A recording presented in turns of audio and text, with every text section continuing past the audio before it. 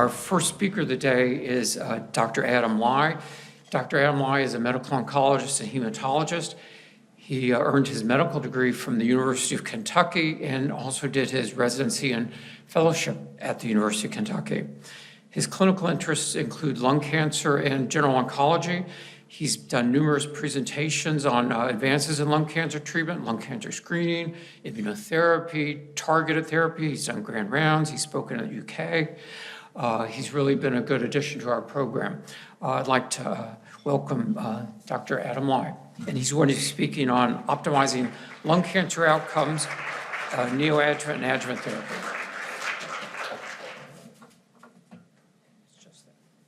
All right, let's get going. Everybody's ready to go.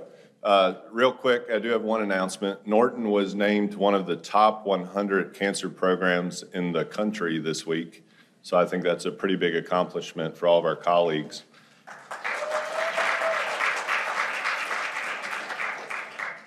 So we're going to talk about Susie Smith today. So this is a real patient, a 60-year-old smoker. She had been getting lung cancer screening. I saw her in October 2023 for a new lung nodule. She had an EBUS done, which showed some node-positive disease, and her PD-L1 was 20%. Her PET scan is here, and you can see the two lymph nodes that were hypermetabolic on her scan. So looking at Susie, what are her treatment options? Can we do better than the historical norm, which has been really chemotherapy for neoadjuvant treatment if we're looking back? How can we offer her the most comprehensive cutting-edge treatment possible? So today we're going to talk about some practice-changing data from the last 12 to 18 months. We'll summarize some pivotal trials looking at perioperative care in non-small cell lung cancer, and we'll review new FDA approvals and guideline shifts from the NCCN. I hope to provide a practical 2025 guide for resectable non-small cell lung cancer. All right, so where did we come from? So really looking at adjuvant and neoadjuvant treatment, we really relied on cisplatin-based chemotherapy in the early 2000s. A meta-analysis in 2008 showed only about a 5% overall survival benefit for chemotherapy at 5 years. Pretty terrible. If you look at this trial, the effect was higher in patients with better performance status. Unfortunately, that is not most Kentuckians that I see. Most of my patients have multiple medical comorbidities by the time they get to me. There was really no role for stage 1 disease, and in this analysis, the average age was only 59, and only a few patients were over the age of 70, so not very reflective of our population. And there was a very high grade 3 adverse event from this, from chemotherapy, at least 85%. So this paved the way for looking at new and better options. So some approvals and readouts we're going to discuss today, you can see here. Then I'll also discuss a possible update on targeted adjuvant therapy looking at osimertinib, which was initially approved almost 5 years ago. So first trial looking at perioperative pembrolizumab, Keynote 671, 5-year update was presented. 70% had stage 3 disease. Here's the design of the trial. An overall survival benefit was confirmed. Overall survival hazard ratio 0.74. At 5-year mark, more than half of these patients were still alive. There is superior path CR and event-free survival. And the event-free survival and major pathologic response were improved, as was the path CR. So here you look at the overall survival, clear separation of the curves. You'll see this over and over in my talk. So practice impact, this really confirmed the survival benefit. This was a category 1 recommendation, and it favors the use of this agent. Second trial, Checkmate 77T, perioperative nivolumab. Again, here's the design of the trial. This was approved in October 2024. Improved EFS was a primary endpoint, 70% versus 50%. Path CR improved, and then it's pending overall survival maturation at further readouts. And this applied to resectable EGFR and ALK negative. So here again, here's your event-free survival curve, clear separation of the curve, and this is really what you want to see if you're running a trial or you're making a presentation like this one. We don't want to see very thin survival benefit. So this confirmed event-free survival led to a Category 1 recommendation. Also, this highlights the value of prolonged checkpoint inhibitor blockade. So these patients received blockade for up to 12 months post-resection. Third trial looked at durvalumab and a peri-op regimen. So this was stage 2 to 3B with the stage 3s being N2 nodal stage. Here's the layout of the trial. The primary endpoint was event-free survival and path-CR. Event-free survival hazard ratio is 0.68 with a trend towards survival benefit. At 12 months, the event-free survival is 73.4%, and at 24 months, 63.3%. Path-CR was 17.2. So path-CR is when you basically have no cancer cells remaining in the resected specimen. So that was 17.2% versus 4.3%. And this was seen regardless of stage and PD-L1 expression. So this led to approval in August of 2024 with a trend towards survival benefit. So here again is your event-free survival, which is the primary endpoint. You see a clear separation. Practice impact, the benefits were observed regardless of stage and PD-L1 expression. Again, this led to a Category 1 recommendation. And again, we see the value of prolonged adjuvant checkpoint blockade up to 12 months. Fourth trial, checkpoint 816, nivolumab. This is a neoadjuvant trial. So this looks at nivo plus chemo versus chemo alone in resectable non-small cell lung cancer. They got 3 cycles of nivolumab, and then after surgery, both groups could receive some type of adjuvant chemo, radiotherapy, or both, but nivolumab adjuvant treatment after surgery was not mandated. Primary endpoint was event-free survival and path-CR. Overall survival was a secondary endpoint, significant EFS, and the path-CR was an amazing 24% versus 2.2%. Median follow-up, 68.4 months. Here's your 5-year overall survival, and the 5-year survival in the path-CR group, so that the group that had basically no cancer cells at the time of resection was 95.3%. So here's the event-free survival curve. Again, clear separation, which was durable.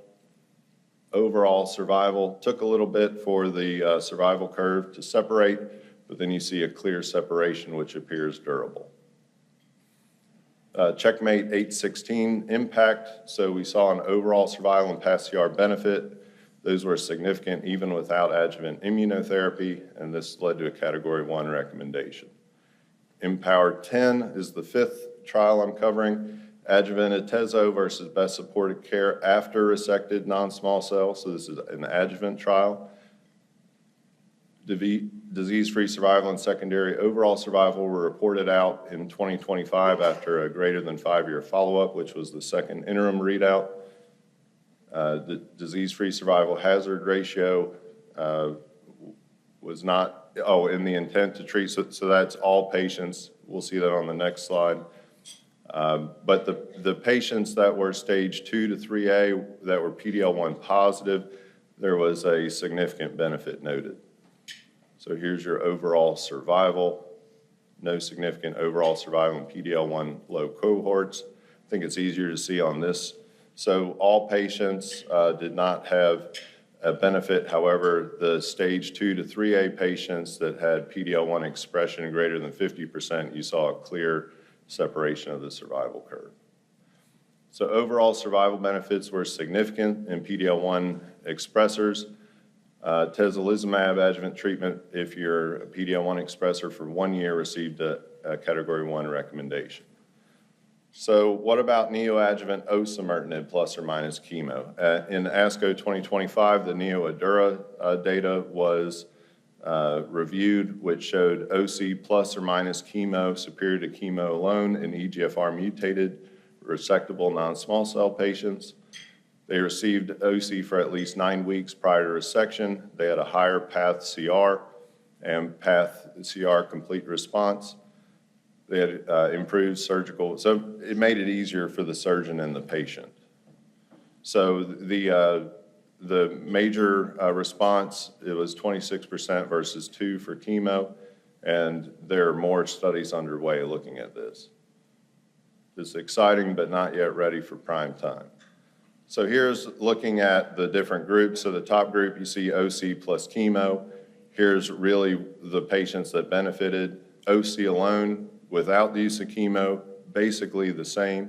And then you see the very terrible chemo alone had almost no patients or very few patients that benefited. Targeted therapy, so biomarkers, everybody's excited about them, looking at circulating tumor DNA. So is this going to help risk stratify and adjust therapy? We don't know. We think it will, but it's still being studied. Could minimal residual disease patients omit adjuvant treatment safely? We don't know. We're looking at it. There's a lot of ongoing trials, and there's lots of enthusiasm, especially in the commercial space, regarding liquid biopsy and circulating tumor DNA. All right, so here are some guideline highlights. The new algorithms do emphasize molecular testing, which I'm very excited about. All resectable stage 2 to 3B patients should ideally be evaluated by a multidisciplinary team like what we have at Norton. So here's just looking at the actual NCCN guidelines. I did look at these yesterday to see if anything had changed, and it had not. But here's our perioperative systemic therapy. Here is some of the changes they've made over the last year regarding neoadjuvant treatment. Here's the actual recommendations regarding treatment. Here's our category 1s that have earned this designation over the last year or so. Here's our perioperative, this is our adjuvant, and then you see that for atezolizumab, and then you see the other 3 drugs I have reviewed. So other practical considerations, we really want to get patients to surgery within 6 weeks after their last cycle. These patients have lots of immune-mediated adverse events. They really need to be monitored frequently. So they need to be seen every cycle or every other cycle to try to keep them on treatment, and sometimes that requires additional drugs, medications, or adjustment of their treatment, but we try to get them through it since the benefit is so high. And then really we need to probably work on just nationally standardizing what we call a path CR or major response, as I think that could be critical moving forward. Now back to our patient Susie. So remember, 60-year-old smoker, had a lung nodule. It was biopsied. Here's her positive lymph nodes. She was presented at our tumor board October 2023. We recommended neoadjuvant chemo plus nivolumab followed by resection. She completed 3 cycles by December, so only 2 months or so she was done. So here's her pre-op, and here's her pre-treatment, and here's her post-treatment. It almost looks like a CAT scan. It's so unremarkable. But she had a nice response. Does anybody know who that is? Who is it? No, it's not Napoleon. That's Kit. That's his brother. All right. So we did it. We helped her, okay? So we weren't convinced, so we said let's do an EBUS because we want to make sure those are really negative. So she had an EBUS done. That was negative. Here's her path report. We did a subsequent PET CT, still negative. She was most recently seen by me a couple months ago, still no evidence of recurrence. This month is her two-year anniversary, so she's still doing well. She never required surgery, didn't require radiation. So here are my take-homes. 2025 cemented perioperative immunotherapy is the new standard neoadjuvant approach for resectable non-small cell. Durable overall survival data is now available, and the guideline upgrades reflect this progress. Next frontier, I think, is biomarker personalization and minimal residual disease adaptive therapy. So can we either increase or decrease treatment based on these findings? Here's a few of my references, and I'm 1 minute over.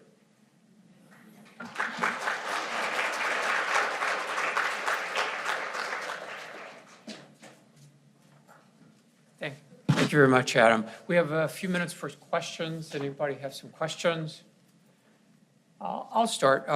There's adjuvant therapy and there's neoadjuvant therapy. How do you decide which for which patient? That really is the biggest challenge. So I think it depends on the patient, what we think they would tolerate. Also depends on if we think they're a chemo candidate or even if we think they're a resection candidate. So all of that has to be discussed. That's why we have tumor boards. Our tumor board is very comprehensive. We have, of course, myself, a surgeon, a pulmonary physician, usually have a pathologist, have a radiologist. So, we all sit down, radiation, I don't know if I said that, we all sit down and we discuss all the options for this patient, and then we try to come up with a treatment plan. So I don't know that there's any really set answer for that. I think that's where the art of medicine comes in, and that's where you have to have the experience to be able to really tailor a treatment plan for the patient. Thank you. Other questions? Yes. Is she a non-smoker now? Yes, she is now a non-smoker. Yes. I just have a quick question about the process of this. So this seems like a very significant change in how we process our patients as they come through on our screening program. Because I think a lot of them would be routed into the pulmonary and surgery route, and that may directly take somebody into a surgical management. So do we have something in place to try to make sure these patients are seeing oncologists and at the same time they're being referred to the pulmonologist and to the surgeons at Norton's? I think nationally that's a big challenge, is trying to, patient gets referred into a surgeon and technically they're resectable. Surgery may be difficult, may be challenging. Maybe if they could have been referred to us, we could have discussed with the surgeon, hey, let us shrink this down for you, try to make the surgery easier for everybody. But that is a challenge of just getting the medical oncologist kind of in the fold of the early decision-making process. I don't think that's unique to Norton. I think that's a national issue. So I think maybe as the surgeons see the data and see how much it helps them with their surgery and their surgical outcomes, they'll invite us to the table. We'll present more patients before they go to the OR. I think a patient certainly could never see a medical oncologist. So I tell this to patients all the time. It matters where you go. It matters who sees you and what kind of plan they come up with and how comprehensive it is. And I'll comment and maybe not question as much as I think Norton does a fairly good job of doing that. Thoracic oncology has 3 separate tumor boards every week where mostly thoracic surgeons are presenting cases. Most of the adjuvant cases that I see are smaller stage 1A tumors or sort of surprise lymphadenopathy at the time of resection. So almost always when they've got known node-positive disease for requiring neoadjuvant ahead of time, they're getting it. But I do agree that that's not true at every place. I completely agree. If the patient is presented at tumor board, which most of our patients are, I think we do an amazing job. And I would add, and I say this all the time as well, I think Norton's time to see a patient, to get going on whatever that is, we have to be in the top 5% in the country. We get patients going biopsy, path readout, surgical planning, chemo or immunotherapy planning. We get our patients going quickly, and that's probably why we're seeing such good outcomes. Yes. What is your paradigm for stage 1 and stage 2, not node-positive, early stage? So most stage 1 patients don't really benefit very much from neoadjuvant treatment. Most of those patients also don't benefit very much from adjuvant treatment after resection. And then the stage 2 is just kind of a case-by-case basis. All right, thank you. Again, thank you very much, Adam.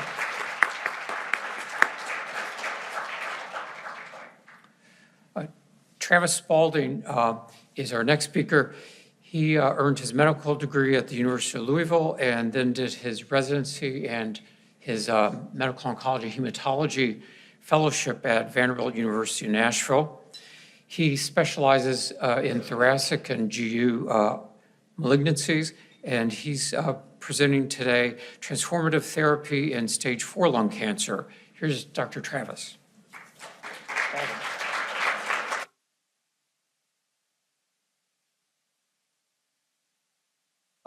There we go. Awesome.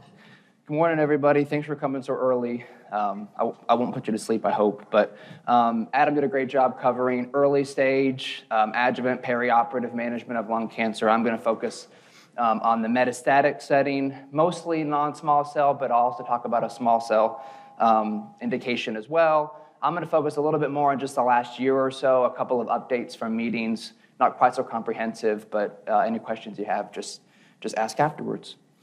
No disclosures today. So we'll start with non-small cell lung cancer, and I want to discuss specifically the EGFR mutated lung cancer space. A lot of updates in the last year and a half or so in both the metastatic frontline setting, but also in later lines. These top two articles in the New England Journal talk about the new standard of cares for first-line metastatic therapy, which we'll talk about in a second. We've got some new indications with Dato-DXd in the refractory space, and then more recently at ESMO and at World Lung, some discussions about ivonescimab. But this led to lots of FDA approvals in the last couple of months, which has been really exciting and challenging for medical oncologists to know sort of what to do. And again, I'll focus today on the frontline metastatic setting with these two trials. So how is the management of frontline metastatic EGFR mutant lung cancer changed? And so at World Lung a couple of months ago, there was an overall survival update on FLAURA2. FLAURA2 was a trial initially published in the New England Journal at the end of 2023. And this was the overall survival update, which was positive, I'll spare you. But anyway, these patients were randomized 1-to-1 to the previous standard of care of osimertinib monotherapy, which is an oral agent you take once a day, to adding a platinum doublet to osimertinib, followed by a maintenance strategy with pemetrexed and osimertinib going forward, with PFS as the primary endpoint and then OS as a key secondary endpoint. You'll see the overall survival curves over time spread out at the 2-year mark, and then it's a nice sort of prolonged survival benefit at the 3- and 4-year mark as well, with about a 10-month absolute benefit. Key points here, that crossover was allowed, so even patients going on to receive chemotherapy after osimertinib, there was still a nice impressive overall survival benefit, and about 3/4 of those patients did receive additional therapy, most of which was platinum doublet. Average exposure to chemo is only 8 months, so obviously while we try to give our patients as much chemotherapy in the maintenance setting as possible, most of these patients, due to side effects and other issues, only got about 8 months, and despite that, there was still a nice survival benefit for many years noted. And this is also sort of generally beneficial across different subgroups. So regardless of your ethnicity, whether or not you had brain mets, what your specific EGFR alteration was, there was a nice benefit. So now we have this battle because you got FLAURA2, which I just presented here on the left, then you've got this Mariposa trial on the right. Mariposa is a chemo-free regimen of amivantamab and lazertinib, not non-toxic, but chemo-free. I wasn't at World Lung, but I heard that they published the Mariposa trial like during the FLAURA2 talk. There's this nice battle going on. But anyway, you can see that at the 2- and 3-year mark for Mariposa, very similar overall survival benefit. And so we're sort of stuck deciding how do we decide between these two regimens in the frontline setting.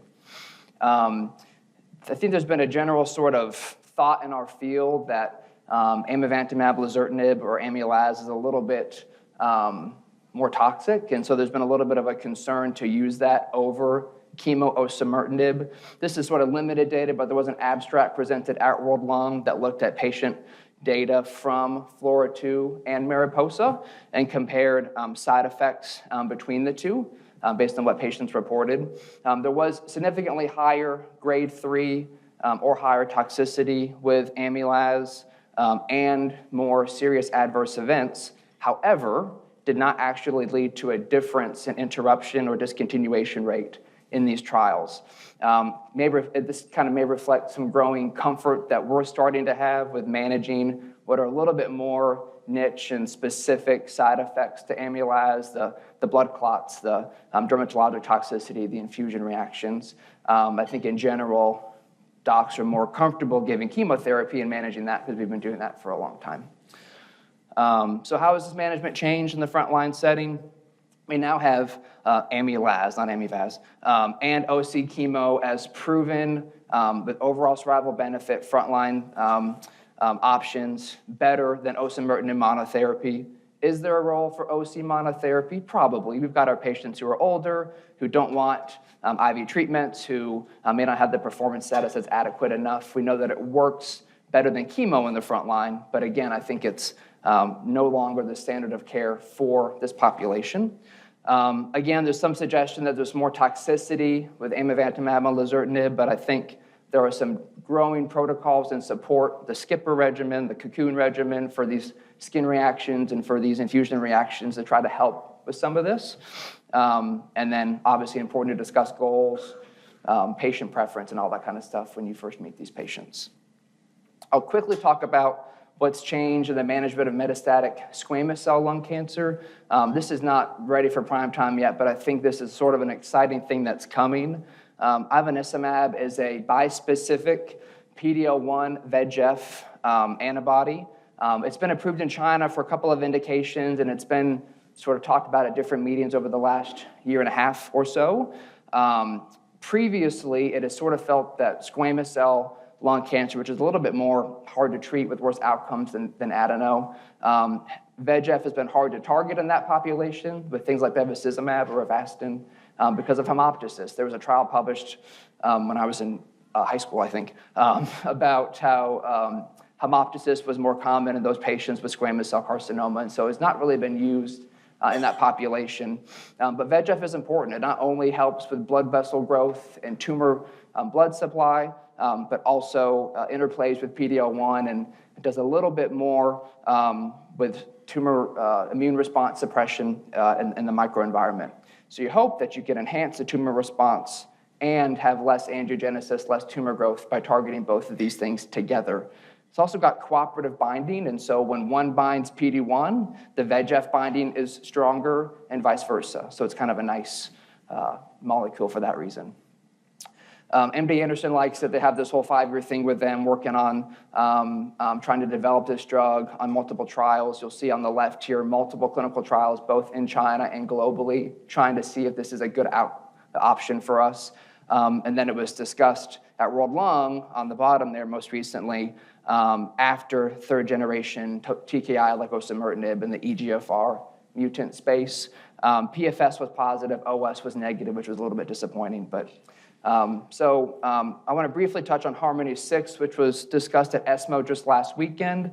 This randomized patients to platinum doublet and ivonescimab versus platinum doublet and tislelizumab, which is a PD-L1 inhibitor approved in China. So sort of mimicking how we treat with chemoimmunotherapy in the frontline setting, squamous cell lung cancer, followed by maintenance of each of these drugs with a primary endpoint of PFS.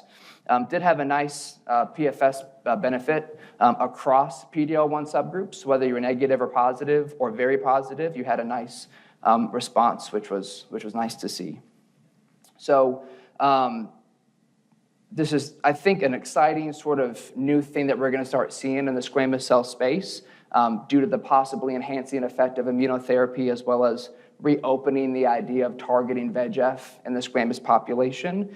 It is not yet practice changing. There's lack of global data that is coming with some other trials in the US and globally, but right now these are just Chinese populations. It's hard to sort of extrapolate to our population. There's no OS data yet, and it's not yet mature, and so we'll sort of see what we find. We never talk about small cell because there's never anything to talk about, but I think this year's a little bit different. I almost talked about tarlatamab, which is a new infusion in the second line and later and maybe now in the front line that's sort of revolutionizing how we treat small cell, but I wanted to briefly talk about how we extend survival in the front line in patients with extensive stage disease, which has just an abysmal prognosis. And so this is the IM-Forte trial. This was discussed at ASCO in 2025 here back in June. It had two different randomizations.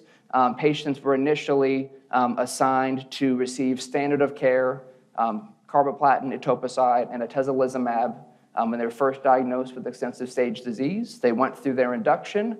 After this, they were randomized again to either standard of care immunotherapy maintenance or the addition of lurbinectedin chemotherapy to that maintenance, which is an interesting idea. The primary endpoint was PFS and OS. Notably, CNS disease was excluded in this trial due to the sort of lack of data that lurbinectedin gets into the brain. I think that's compelling, but I think it unfortunately kind of limits applicability a little bit because so many of our patients at baseline do have brain disease. Also did not allow crossover, which also is disappointing. PFS was impressive, showed a large benefit at 6 months and 12 months. You'll see the numbers, which are hard for you to see. The PFS of 5.4 months and 2.1 months in the respective groups seems a little bit low. I want to remind you that this time point is from the second randomization after they've received their 3 months of chemotherapy ahead of time. And so it's really more of a 8.5 months versus 5 months, which is a little bit more consistent with what we've seen before with our sort of standard of care arms. Overall survival is also positive, which I think is the most compelling reason to consider this for our patients, and had a nice impressive hazard ratio of 0.73. Obviously, as anybody would want to add lurbinectedin into this regimen, you worry the most about toxicity, particularly with cytopenias, nausea, vomiting, fatigue, anorexia, all those things. All these patients on the lurbinectedin arm required use of G-CSF to help mitigate this. You had to meet certain count recovery requirements after chemotherapy in order to qualify. I think it was hemoglobin more than 9, platelets more than 100, ANC more than 1,500. Despite lots of side effects, what I would be sort of worried about, there was only about a 6% discontinuation rate in the trial. Obviously, with a trial population, you're going to have a healthier population than what you have in your clinic, but it's something to note. There was an update at World Lung that discussed sort of what side effects are we seeing and when do we see them. That report suggested that most of these are grade 1 to 2 events happening within the first 9 weeks or so of therapy. So if you can get patients through that initial point, they often do very well. So how can we extend survival in patients with extensive stage small cell lung cancer? This is now in our guidelines, I think, due to the OS benefit. Is it a new standard of care? I think it is in the right patient. I mean, I think there's lots of patients who are unfortunately not going to qualify for this for a number of reasons. Their cytopenias, their performance status, their just how sick these patients are. But I think in the right patient, I think this is something that can really be practice-changing and life-changing for these people with a little bit extra time with us. I don't think it'll be a blanket indication for that reason, but I do think you'll see a lot more people receiving this. And I think it's just about counseling patients. It's about making sure that they know they're trading time for toxicity to some degree, but we're up to the task. I think medical oncologists are good and used to managing side effects from lurbinectedin, and I think would do well. So thanks for your attention. That's where I work on the right, and I work at home on the left with those hooligans. Happy to answer questions.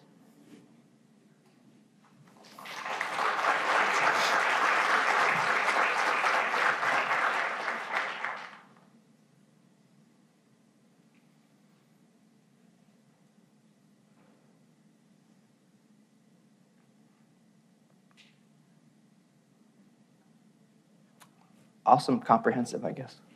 I have a question. Okay, come on up. So I've treated lung cancer for quite a while, and it used to be pretty simple and pretty straightforward, and I guess it's really more of a comment. Right now, lung cancer therapy is getting extremely complicated, and the options for patients are not just single options, they're 2, 3, and 4 different options. I'm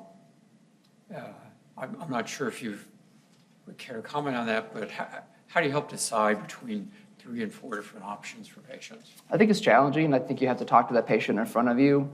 I think it's hard for patients too. It's not just overwhelming to have a cancer diagnosis, but our patients are educated. They're trying to educate themselves. They're on Google, they're on the internet, and they are just overwhelmed with the sheer number of things that you can do. So I think it's on us as medical oncologists and as their team members to sort of, help them conceptualize where they are, sort through the data, make recommendations that are based on good trials and good recommendations from our guidelines, and you do the best you can. Other questions? Well, thank you very much, Dr. Spalding. Appreciate that.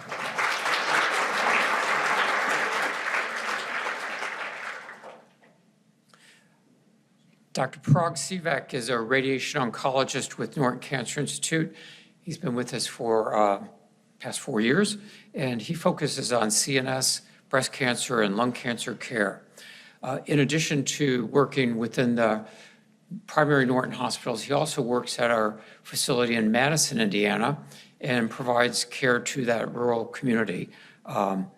He attended medical school at the University of Texas Medical Branch at Galveston and completed his radiation oncology residency at the Henry Ford Health System in Detroit. He's here to present gamma-tile treatment for brain tumors. Welcome, Dr. Sivak.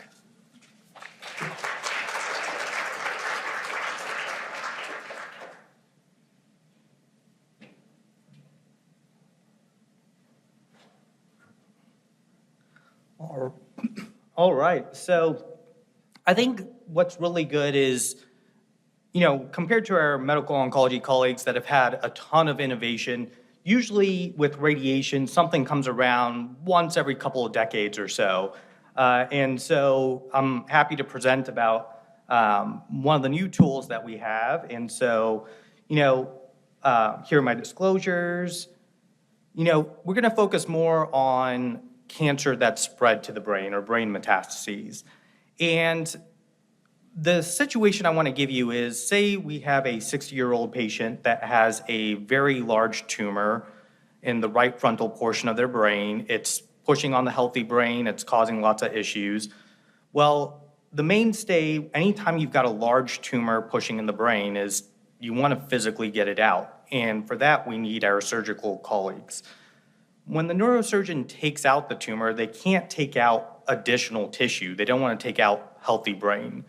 But tumors are very much like weeds. There's a portion you can see, but then there's the stuff underneath the surface. And if you don't get it, it tends to come back.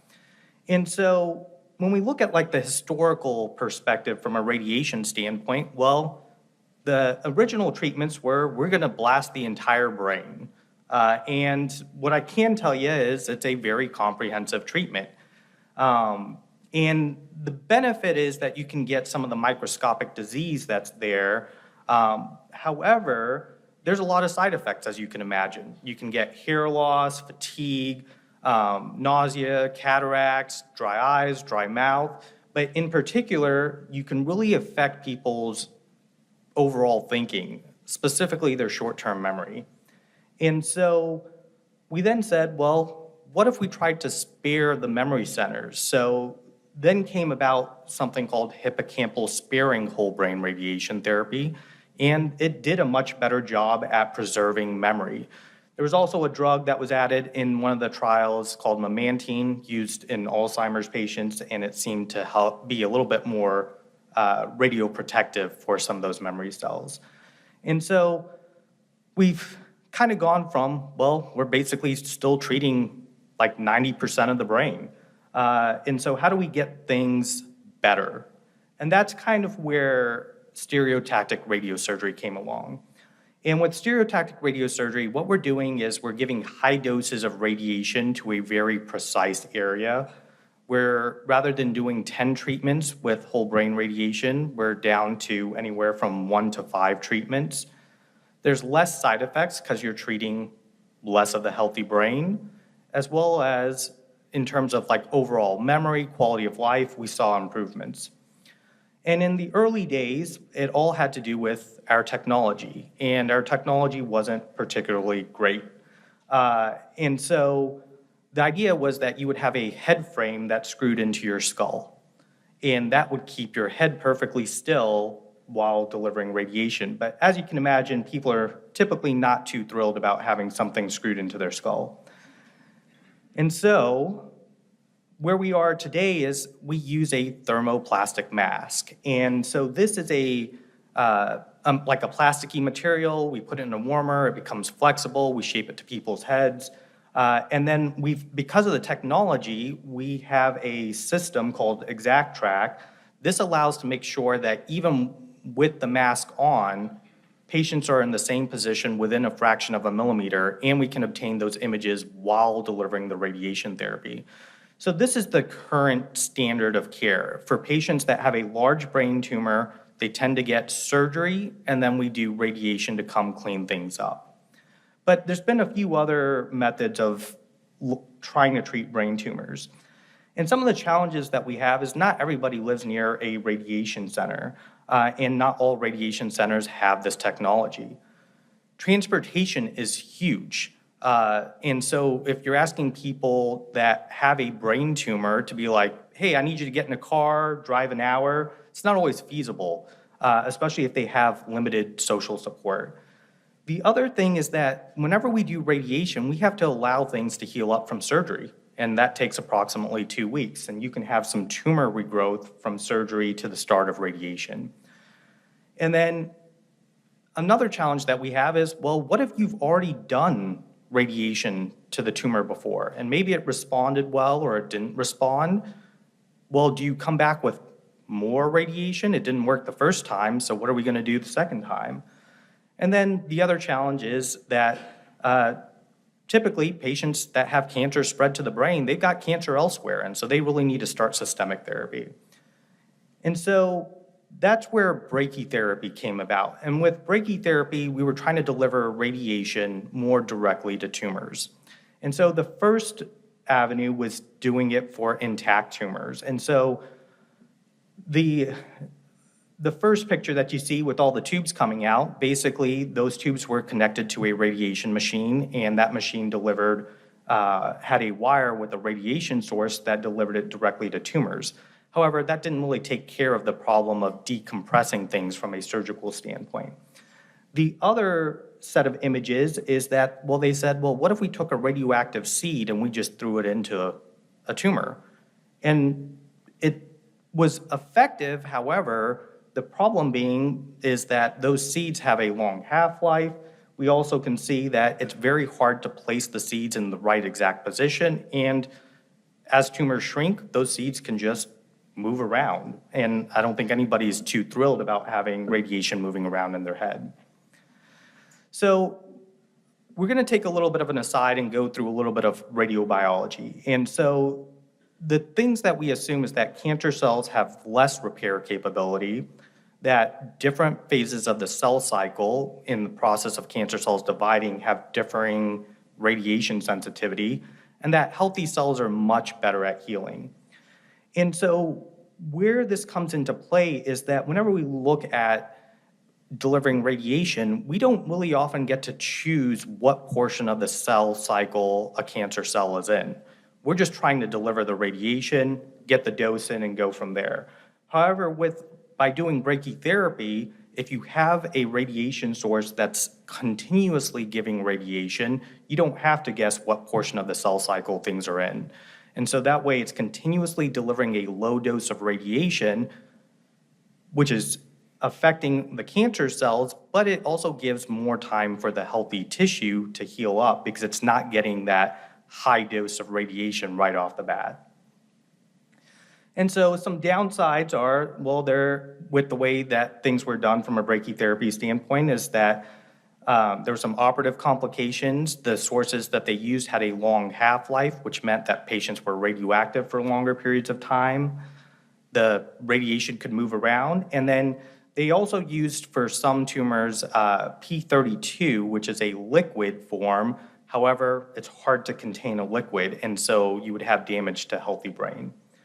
So more recently, that's where the gamma tile came about. And so this is what the tile looks like. And so it's currently indicated for both newly diagnosed and recurrent brain tumors, and these are patients that undergo a surgery. And so it's like a 2 centimeter by 2 centimeter tile. It's got 4 seeds in it that are sewn into the tile. The tile is made out of collagen. It's cesium-131, which has a half-life of roughly 10 days. So every 10 days, the dose cuts in half. And so the way to kind of think about this is that it's almost like a pan on a stove. It's very hot towards the surface, but the further you get away, the cooler it gets. And ultimately, from a radiation standpoint, that's what we want. When we're coming in from the outside, we have to spread the radiation around a little bit. And so the nice thing is that it's a more controlled way of delivering radiation to the cavity. And so here's a way of looking at, we're getting a little bit into the weeds, but the biological effective dose. And what you want is that you want something that's hot right towards the surface. You want to get the roots, but you don't want to go too deep to be able to affect the healthy brain tissue. And so this kind of shows that as you get deeper, the radiation dose really falls off. And so there's been a few studies looking at, well, let's compare this to the ways that we've been doing things. And so at the top is just repeating a round of radiation, not doing any further surgery. And as you can see, the percentages can vary widely, and a lot of that has to do with just nature, like the characteristics of the tumor. There's laser interstitial thermal therapy, which is using thermal ablation to tumors. However, that doesn't really decompress things. But what we've been seeing is that with resecting things using the gamma tile, we've been seeing low rates of recurrence. And so there's been the vast majority of the papers have been done in the recurrent setting when radiation has already been done with stereotactic radiosurgery, and we have limited options. And so what we've seen is that there's been lower failure within the surgical site. We also look at leptomeningeal disease, the concern about when someone goes in for a surgery, spreading of cancer to nearby areas, as well as there wasn't really an increase in surgical complications seen with the gamma tile versus surgery alone. And so there's been several studies looking at patients that have previously undergone radiation followed by surgery, and this kind of goes over the fact that we still kind of, throughout multiple studies, we continue to see excellent local control. Now, the downsides with this is that this requires a lot of planning. If a patient has really symptomatic, they need to go for surgery right away. For the gamma tiles, the way that it works is that, well, we got to select the right patient. And so what we want is somebody that can undergo a gross total resection. The surgeon feels like they can remove all of the tumor, that it's away from the brainstem, that it's away from the optic nerves, that it's not involving the ventricular space, mostly because we don't want those tiles floating around. And so what we do is we have to do a pre-planning. We have to send out for the tiles because these tiles are constantly decaying. So that way they're at the right radiation dose for the time of surgery.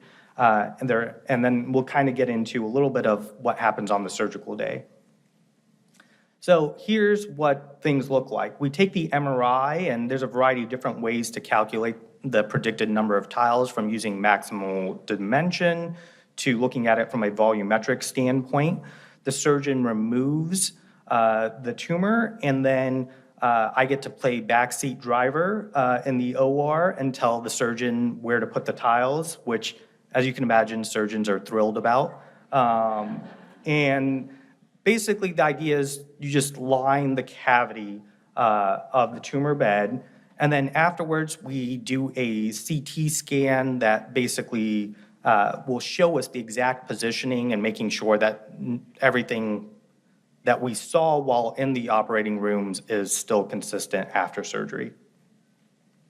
Overall, this is becoming adopted nationwide, and in fact, a little bit of a brag to our Norton team, we do more than anybody else in the state of Kentucky. But we've been seeing a lot of the really good results, and because this is yet another option that we previously didn't have, I think we'll continue to see further adoption. Now, I've kind of focused more on things from a brain meds standpoint, but the other big thing is that we're using it for other types of tumors that are challenging to treat, things like glioblastoma, where we know that we can throw the kitchen sink at it and almost inevitably it's going to come back. And so that's where this comes into play, is that we're putting the tiles down for these patients, and these are patients that have limited options. They've already received full dose radiation therapy. They've received multiple lines of systemic therapy. They're kind of out of options. And even within those patients, we're seeing low rates of radiation necrosis, but more importantly, a longer period of time before things grow back. There's some ongoing clinical studies, and the one I want to focus on is actually the Rhodes study for newly diagnosed metastases. This looked at surgery and gamma tau versus surgery and SRS. And despite me submitting my slides late, inevitably new data comes out. And this week they released the initial results. The surgical bed recurrence-free rates were 42 months for the folks that got gamma tau and 11 months for the folks that got SRS. And so this is a huge difference. And the reason that this can really play a role is that if things are coming back or if patients are having radiation necrosis, oftentimes this delays their systemic therapy care. We're throwing steroids at them. And as my medical oncology colleagues know, especially with all the talks that we've just had about immunotherapies, steroids are basically the worst thing you can throw at these folks because it really counteracts what they're trying to achieve from their therapies. So the more that we can minimize what we impact from a systemic therapy standpoint, the better. So the big thing is, well, you know, when you put radioactive tiles in somebody, they're radioactive. So what are the precautions that are taken? Well, usually for like the first 2 weeks, that's whenever things are at its highest radiation dose. And so we don't want them sleeping in the same bed as somebody. We always talk about time, distance, and shielding. And so if somebody's sleeping in the same bed, or if you have pets that sleep in the same bed, that's a lot of time that somebody is next to your head. Now, the dose cuts down by a square factor with every little bit of distance. And so when it comes to like interacting with family members or like being in the same living room, that's all perfectly fine. And as a whole, we say like patients should limit their time for 3 weeks next to if children, infants, and pregnant individuals, just because that's a higher risk group.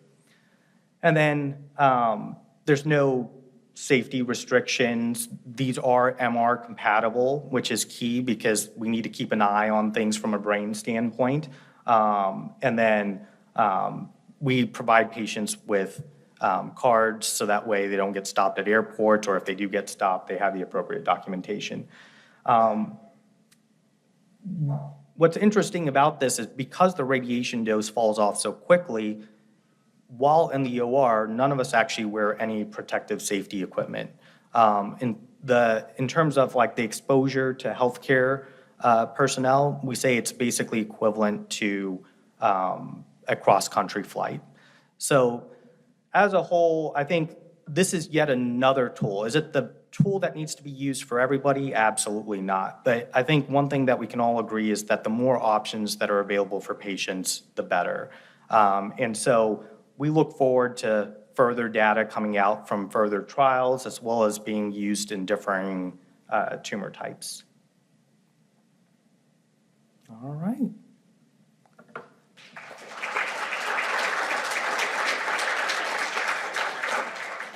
Questions?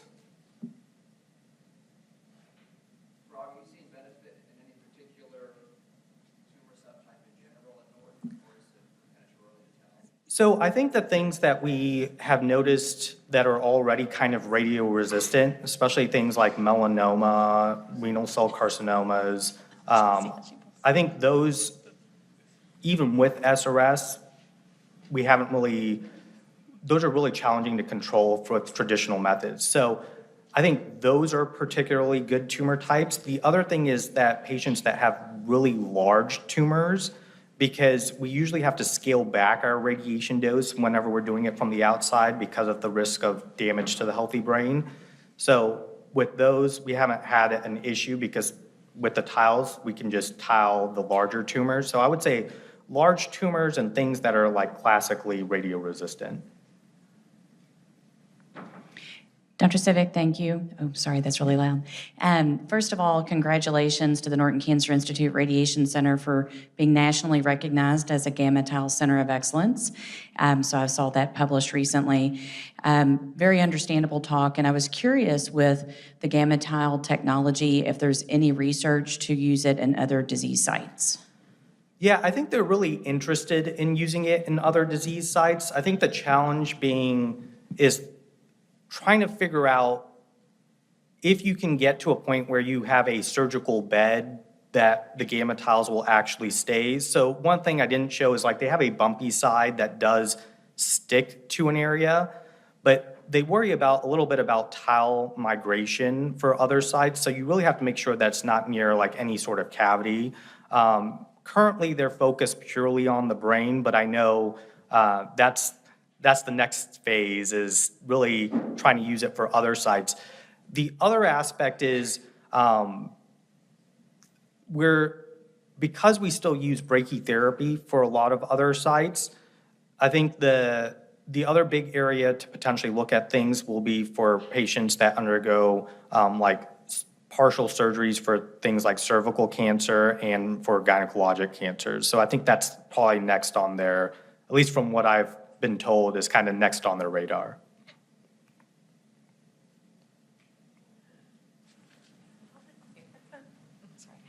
Is this something that you're using across all ages, or is it just in the adult population?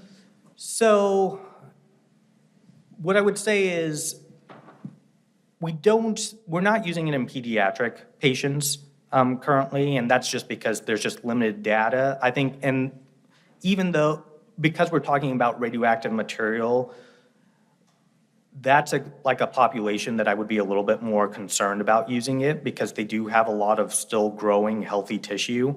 As far as young as we've used it is probably like in patients that are age 40 and up. Now, that being said, I think it depends on like what the scenario would be. Preferably for patients younger, we would do radiation from the outside, but if they had limited options, they progressed despite doing stereotactic radiosurgery or whole brain radiation therapy, then I would say this would be a good option, just purely because you're always looking at what's gonna affect patients the most, or what are the things that could, what's gonna be the most life-threatening for the patient.